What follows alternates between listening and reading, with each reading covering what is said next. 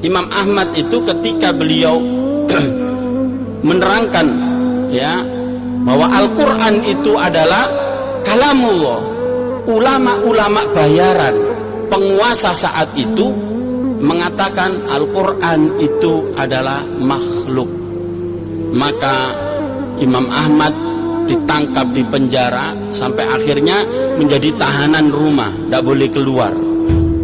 Apakah Imam Ahmad memberontak? Tidak, karena penguasanya menegakkan hukum Allah.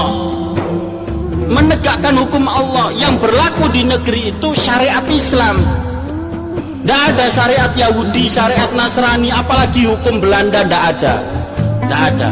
Jadi murni syariat Islam, tapi dalam prakteknya ada penyimpangan.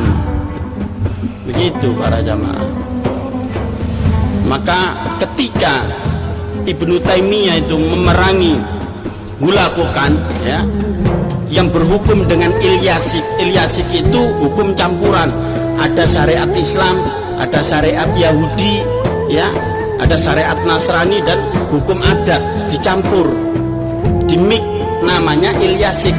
Bisa sampai baca dalam tafsir Ibnu Katsir keterangan ini.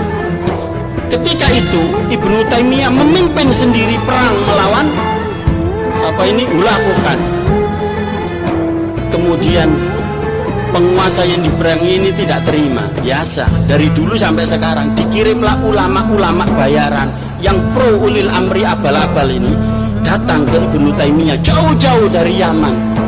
Wahai Ibnu Taimiyah, kau ingat Imam Ahmad, bagaimana kedolimannya kepada penguasa itu, kepada Imam Ahmad?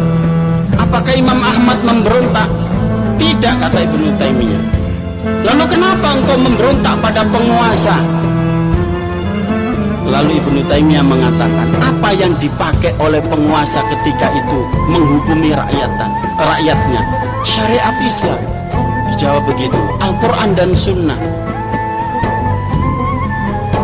Lalu sekarang, kata Ibnu Taimiyah, Hulakukan ini pakai hukum apa? Dijawab oleh dia, Ilyasik. Yaitu jawabannya. Ilyasik itu Islamkah? Bukan. Ya sudah, selesai urusan. Para jamaah yang dirahmati oleh Allah, kita harus bisa membedakan ya antara hitam dan putih, antara abu-abu, supaya kita tidak mudah ditipu ya, karena di akhir zaman ini keluarlah para dajjal. Dajjal itu pembohong ya, pembohong. Yang hak dikatakan batil, yang batil dikatakan hak, dipoles dengan dalil-dalil lagi.